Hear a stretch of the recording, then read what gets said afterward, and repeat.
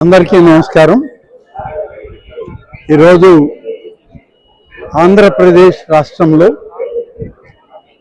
హిందూ ధర్మానికి సనాతన ఆచార వ్యవహారాలకి పెద్దపీట వేసినటువంటి నేటి కూటమి ప్రభుత్వం నాయకత్వం శ్రీ నారా చంద్రబాబు నాయుడు గారు అనేక అభివృద్ధి సంక్షేమ కార్యక్రమాలు తన ప్రభుత్వం గుండా ప్రతి వర్గానికి అందించే క్రమంలో ఆ దేవదేవుని యొక్క ఆశీస్సులు కూడా మా ప్రభుత్వానికి మా ముఖ్యమంత్రి గారికి ఉండాలని చెప్పి కోరుకోవడానికి కుటుంబ సమేతంగా స్నేహితులు అందరం కలిసి ఇక్కడికి రావడం జరిగింది।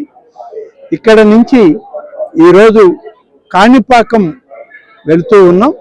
కాణిపాకంలో కూడా అక్కడ విఘ్నేశ్వర స్వామి యొక్క హోమాలు పూజల్లో పాల్గొన్న తర్వాత అక్కడ కొన్ని అభివృద్ధి కార్యక్రమాలకి ప్రారంభోత్సవాలు ఉన్నాయి। అవి కూడా ప్రభుత్వ పక్షాన ఉండి చేయడం జరుగుతుంది।